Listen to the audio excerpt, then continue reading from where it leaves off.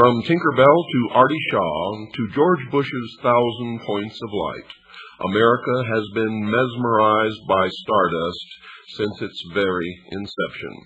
And now America is beginning to learn what all these references to the star, the morning star, wish upon a star, stardust, really is all about. There was something very strange about the classical mysteries, something which attracted people to them, and having attracted them, made their initiates, with very few exceptions, permanent devotees. In Egypt, Greece, India, Rome, and a dozen other places and countries, sacred initiations took place in specially prepared sanctuaries, usually in a cave or underground. Priests of the mysteries enjoyed the profound respect of the masses, as well as that of kings and counselors, and in those days there was nothing really secret about it except the initiation rites and the knowledge which they retained for themselves, giving only the exoteric to the people. What were the mysteries? Until relatively recently, and relying upon comparatively scattered fragments such as Apollosius' Golden Ass, historians and religious writers had formed an opinion of them which has been shown to be extremely naive, if not outright false. They knew that at the ceremonies symbolical teaching took place, and hence inferred that the mysteries were a relic of the times when academic knowledge was guarded by the very few, and scientific truths, such as Pythagorean theorems, were given only, and only, to the elect.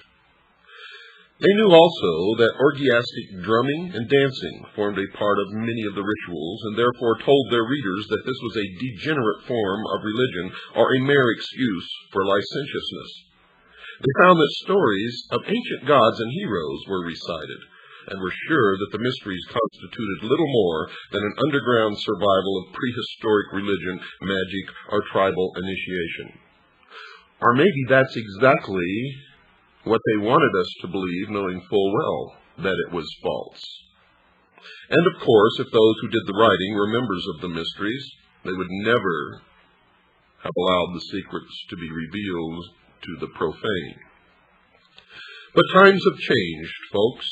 The study of brainwashing and mind control and conditioning the mind within the past decade or so has helped to lay bare the essence of the mysteries and has answered the riddles which surrounded them. You see in this process, those who had tried to keep the celebration of the mysteries alive, who had tried to revive them, have been shown up as relying upon the symbolic interpretation alone. And this revelation has been in its own way one of the most startling developments of contemporary religion. You see, for almost anyone, for instance, can get away with telling anyone else that he was an Egyptian priest in a former incarnation, because there's so very little verifiable material available to prove the reverse. It becomes obvious, though, when you attend a party populated by these nuts, when 6 people introduce themselves as having been Abraham Lincoln in a past life. But let anyone attempt to celebrate any of the ancient mystery cult's rituals, and unless he has a sound idea of how the human mind works, he is likely to escape the criticism of those physiologists who now see in the mysteries an almost open book. So let us return to a sketch of the conventional knowledge about the mysteries. In those of Eleusis, celebrated in Greece, the candidate had to undergo fasting or abstinence from certain foods. There were processions with sacred statues carried from Athens to Eleusis. Those who were to be initiated waited for long periods of time outside the hall in the temple where the rites were to be held, building up a tremendous tension of suspense. Eventually, a torchbearer led them within the precincts, usually underground. The ceremonies included a ritualistic meal, 1 or 2 dramas, the exhibition of sacred objects, the giving of the word, an address by the Hierophant, and oddly enough, closure with the Sanskrit words, Kansha Ampaksha. The elements included the clashing of cymbals, tension, and a certain degree of debilitation, eating something, plus conditions which were awe-inspiring, strange, The candidate was in the hands of and guided by the priesthood. Other factors were drinking a soporific draught, symbolic sentence of death, whirling around a circle. Initiation ceremonies of secret cults and the mystery type invariably involved tests, sometimes most severe ones. The effect of certain experiences was a carefully worked program of mind training, which is familiar in modern times as that which is employed by certain totalitarian states to condition or reshape the thinking of an individual. Are you listening to me, all you Freemasons out there who think that you're so smart? Well, you're not. This process produces a state in which the mind is pliant enough to have certain ideas implanted, ideas which resist a great deal of counter-influence. This was the secret of the mysteries, this and nothing else. Echoes of such training are to be seen in the rituals of certain secret societies without mystical pretensions which survive to this day. Trials, terror, expectancy, drinking, and the rest. That this fact was known in the past, folks, is evidenced by the words of Aristotle, who was exiled because he was said to have revealed something about the mysteries, and he said this, quote, "Those who are being initiated do not so much learn anything as experience certain emotions and are thrown into a special state of mind," unquote. Well, what was this special state of mind? Folks, it was a plasticity in order that the conditioning might take permanent root. The psychologist William Sargent, the greatest authority on this subject, says in his classic Battle for the Mind, quote, "It seems, therefore, that there are common final paths which all individual animals, though initial temperamental responses to imposed stresses vary greatly, must finally take. If only stresses are continued long enough, this is probably the same in human beings, and if so, may help to explain why excitatory drumming, dancing, and continued bodily movement are so much used in such a number of primitive religious groups. The efforts and excitement of keeping the dance in progress for many hours on end should wear down, and if need be, finally subdue even the strongest and most stubborn temperament, such as might be able to survive frightening and exciting talk alone for days or weeks," unquote. Now, understanding what I just read to you, this quote from Battle for the Mind by William Sargent, can you still say that music plays no part in the conditioning of the mind? That the words in the music is not being entrapped by the subconscious of those young people who dance for hours listening to this music? If so, I think you'd better rethink that position. For it is a form of mind control, brainwashing. Dr. Sargent notes that Chinese experiments in mass excitation, breaking down and reconditioning, are based on the same physiological principles as religious conversion, and also group and individual psychotherapy treatments. Folks, these include the application of tension, fear, anxiety, conflict, to the point where the subjects are uncertain. And in this state, suggestibility is increased and the old pattern of behavior is disrupted. The fact that the devotees of the mysteries were thoroughly conditioned to them and felt that they were important in their lives is seen in much historical evidence. Even in the 4th century of the Christian era, the Greeks were insisting that they, quote, would consider life unbearable if they were not allowed to celebrate those most sacred mysteries which unite the human race, unquote. Now, the work of those who have pointed out the function of the mysteries as mind training and conditioning has, of course, evoked no answer from those who still think that the rituals are mere symbolic representations of knowledge or facts. And indeed, they cannot admit this simply because they would be admitting their own foolishness and stupidity in the process. So they will resist at all costs and continue to go to their meetings, for to do otherwise would be to confront their own fallibility. And in human nature, that is one of the most difficult things for any individual to do.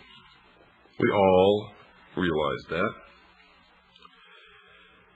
It's interesting to note, folks, that the ecstasy which is produced by excitatory methods and is followed by manipulation of the mind is still sought by members of many secret cults who are aware of the scientific explanation. You see, irregardless, even when they know this, they still seek it out, because for them it fulfills some terrible need way down deep inside their gut. Their reaction is that the experience may well be induced by physical methods, but in spite of that, and this is what they say, quote, "It is nothing less than actual spiritual communion with a supernatural power," unquote. This is the point at which scientists and mystics cannot agree. The mystic feels sure that he has experienced something sublime, and who's to say that they haven't? For if you have not experienced it, you have no basis upon which to make a decision. But to experience it is to put yourself in a position to be controlled by others. So we are in a quandary now. How do we explore this? The scientist tells the mystic that it is an illusion. He just simply will not believe it. The situation reminds one of the time when someone produced the soul of a departed relative to tell a spiritualist that there was no life after death. Although this is alleged to have happened in Ireland, one can visualize it taking place easily enough in the mutually heated atmosphere of scientists versus mystic anywhere in the world. The orgiastic side of the mysteries also has a place in the sphere of psychology. The catharsis, or the cleansing of the mind, which the secret cult of the Cathari experienced after ecstasy, is paralleled by the modern therapist's procedure in bringing his patient to a state of excitement and then collapse before implanting what he considers more suitable ideas in the mind. Christianity, of course, has not been behind in its use of the mystery system for initiates, for it was not until AD 692 that every believer was ordered to be admitted to the worship of the Christians, following the period when it was thought advisable to celebrate certain parts of worship in secret. You see, Christianity in the beginning was a secret society itself, and the correct name for it was the Friendly Open Secret Society, although in the beginning there was nothing open about it. Traces of this survive in such customs as that of the Greek Orthodox Church, where the priest celebrates divine worship behind a curtain, which is only taken away during the elevation of the host. Quote, "Since at that moment the worshippers prostrate themselves and are not supposed to see the holy sacrament," unquote. The reason given for the secrecy of the practice of the Christian cult gives a clue in explaining that the celebrant must be prepared by expectation. St. Augustine laid down that secrecy was essential because the mysteries of Christianity were incomprehensible to human intellect and should not be derided by the uninitiated. Secondly, because this secret produced greater veneration for the rites. Thirdly, that the holy curiosity of those to be initiated into the experience of Christianity should be increased in order that they might attain to a perfect knowledge of the faith. And to tell you quite frankly, folks, in my study of mind control, the Christian church would swell well beyond any conception or imagination of what their numbers could be if they had continued their secrecy. St. Basil, de Spiritu Sanctu, cap, let me see, that's the 17th. That's a writing, folks. tells how the fathers of the church, quote, were well instructed to preserve the veneration of the mysteries in silence. For how could it be proper publicly to proclaim in writing the doctrine of those things which no unbaptized person may so much as look upon, unquote. Now this all sounds silly to us today. But believe me, folks, there is nothing silly about it, and if it were practiced today as it was then, the Christian church would be more powerful than you could possibly conceive. Now remember, this is the results of our research. I myself consider myself to be a Christian, and that I follow the teachings, the words of Christ in my daily life, not the dogma of any church, not the preaching of any minister or priest, but simply and only the words of Christ. Seated upon the foundation of that which God gave us early in our history, the moral code called the Ten Commandments, as they were originally given to Moses, and not as they were changed by man in the form of the Pope. The origin of mystery ceremonies seems to be India, or at least the place and time when the Brahmin priesthood started its initiations. The ceremonies were based upon the Hindu myths, but the procedure followed in training the aspirant is strikingly similar in Egypt, and Egypt profoundly influenced Greece. Now what's left out here, and the reason it's usually left out, is because any mention or discussion of the Babylonian mysteries or the Babylonian religion is usually met with much criticism and derision by those who believe that it was a terrible institution. The mysteries definitely came from the East, and the East in the mysteries still survives today. When one Freemason greets another and he's not sure if he's really a Freemason, he'll ask him if he's a traveler, or if he's traveling, or if he is a fellow traveler. All, I might add, were the same code of identification used by the Communist Party in this country, because communism and the mysteries are the same entity as are socialism and the mysteries. When they meet, and this exchange takes place, the one being queried if he is indeed a member of the mystery religion will say, "Yes, I'm a traveler," to which the first, or the inquirer, will respond with, "Where are you going?" or "Where are you traveling? From where to where?" And the answer will be, "From west to east." For the east is the position of the rising sun, where the knowledge comes from. You see, for in early history, it certainly can be proven to have come from the east. And the sun was the symbol of the intellect. It began by being the symbol of the unseen God of the universe, and slowly transformed into the symbol of the intellect, the light, Osiris, Ra, Lucifer. Prayer, fasting, and study were the first requirements when the Indian candidate prepared himself for the trials which were before him. All of this, folks, originated in Babylon at the dawn of civilization. For the actual sight of the great gods and for the final word or teaching which would be implanted in his mind when it had become sufficiently prepared to receive it.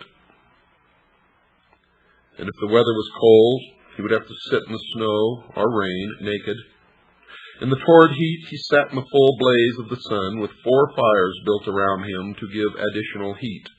And this was the first part of the undertaking. While he repeated prayers and repetitions, which included the invocation for his complete conversion. This latter concentration, folks, upon the desires of the candidate is applied in more than one of the mysteries. Some of the initiation ceremonies were cruel and painful. Coupled with the word which is given during the ceremonies, it means that the power of suggestion is being applied continuously and should penetrate into the mind at every moment when it is able to receive it. This period of dedication was succeeded by one in which he visited the underground cave of initiation. And when it wasn't in a cave, it was in a tomb or a crypt, such as the pyramids of Egypt, which were never tombs of pharaohs, but were, from the beginning until the end of their use, they were temples of initiation. Passing through a tunnel of complete darkness, the initiate emerged into the cavern, where 3 priests, dressed as gods, awaited him in resplendent and intimidating array. After being addressed and partaking in the oration of prayers, the initiate walked rapidly around the temple several times, this called circumambulation, and was then carried through several subterranean and unlit caves. During this time, there were wails, screams, and shouts from every side, while illuminated specters and other horrors abounded. At the end of this terrible experience, the aspirant came to 2 doors, which, when thrown open to the sound of the sacred conch trumpet — the conch, folks, is a shell — revealed a scene of brilliance and glory. This hall was full of every delight in the form of pictures, music, and perfume. The initiate walked to an altar in the room, where he was again harangued and presented with his 7-fold cord, which marked his passing through the initiation. Now, if we compare these proceedings with those which were said to be carried out among the Egyptians, the parallelism is startling even today. The candidate was taken to a well, which he had to descend until he came to a tunnel. Torch in hand, he passed through a door, which closed with a resounding noise, as if never to be opened again. He was met by frightful figures, which offered him a last chance of going back. Then he passed through a fire, swam through a dangerous underground stream, and as soon as he reached a door and touched a ring to open it, a blast of air blew out the lamp, which gave the only available light. Some type of machine swung him over a bottomless pit, and just as he was on the point of exhaustion, an ivory door opened, and he found himself on the threshold of the resplendent temple of Isis. Here the priests received him into their company. After this series of tests, he had to undergo fasting and what would nowadays be called indoctrination, before he could be considered completely initiated into even the first degree. The foregoing experiences were followed by the higher degrees, those of Serapis and Osiris. And in the process, the wives of the priests would tease him and cajole him and try to get him to make love to them. And if he successfully resisted, then he could say that he had passed all the tests. But if he succumbed to their advances, he was not considered worthy. It is needless to outline the beliefs and methods used in the Chinese, Japanese, South American, and other mysteries, because while the legends which are inculcated may vary in some way, they are all essentially and basically the same. The training hardly varies at all. The real mystery of the mysteries, folks, is how and when man first discovered the use of certain procedures to condition other men and thus rule them and control them, and whether the discovery was instantaneous or gradual, or simultaneous or at different times and places. But one cannot date doctrines as one can archaeological finds by radioactive carbon dating.